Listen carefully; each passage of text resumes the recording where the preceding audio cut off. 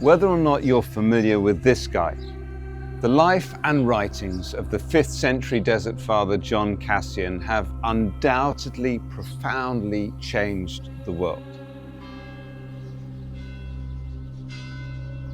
It's easy to dismiss the desert fathers as primitive, unsophisticated mystics, but John Cassian was a brilliant, cosmopolitan, world-traveling, multilingual polymath whose ideas influenced Benedict of Nursia, the patron saint of Europe, Ignatius of Loyola, founder of the Jesuit order and a popularizer of Lectio Divina, Pope Gregory I, whose famous teachings about the 7 deadly sins actually came directly from Cassian, and even the 20th century French atheist philosopher Michel Foucault. As for the monasteries that Cassian inspired, they pretty much single-handedly kept learning and culture alive during Europe's so-called Dark Ages following the fall of the Roman Empire.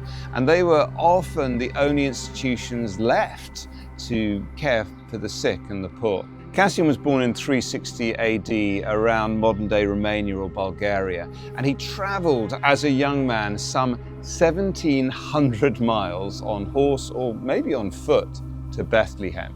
He stayed and prayed in the Holy Land for 3 years before traveling again all the way out here to where we are now, Sketis, deep in the Egyptian desert. And here he stayed for a further 19 years, learning the ways of the desert fathers and mothers. From here, Cassian eventually set out again. This time he traveled some 1,400 miles to Constantinople, which is Istanbul in modern-day Turkey, in order to see the Patriarch, the head of the Orthodox Church. Next, from Istanbul, Cassian went to Rome to see the Pope. And then, after a stint serving as a priest in the Turkish city of Antioch, Cassian traveled more than 2,000 miles to the Gaulish city of Marseille in modern-day France. And this is where Cassian spent the last 20 years of his life, establishing an influential network of monasteries for both men and women around the Abbey of St. Victor, whilst writing his 2 great classic works. This one, which is The Institutes, and this one, which is called The Conferences. The Institutes provide practical instructions on how to organize monastic communities, drawing deeply and particularly from Cassian's years here in the Egyptian desert. As for this one, The Conferences, this is a series of teachings from many of the actual desert fathers focused on what Cassian calls the training of the inner person and the perfection of the heart.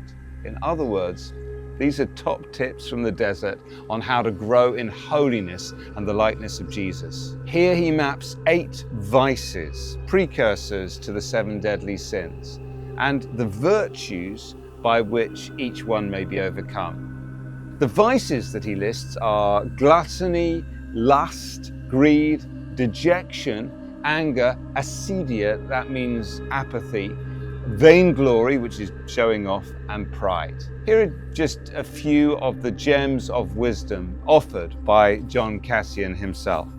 Live in the flesh, but not according to the flesh, he said.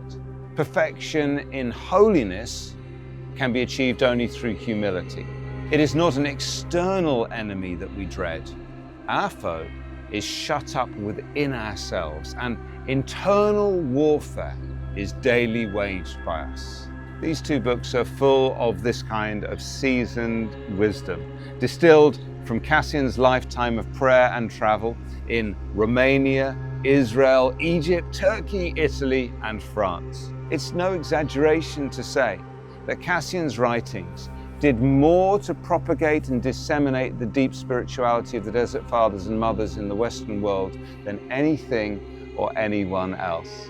Benedict of Nursia, the great pioneer of monasticism, was such a fan that he incorporated many of Cassian's principles into his famous rule of life, still followed today by thousands of Benedictine, Cistercian and Trappist communities around the world. He also recommended that conferences be read devotionally in monasteries at meal times.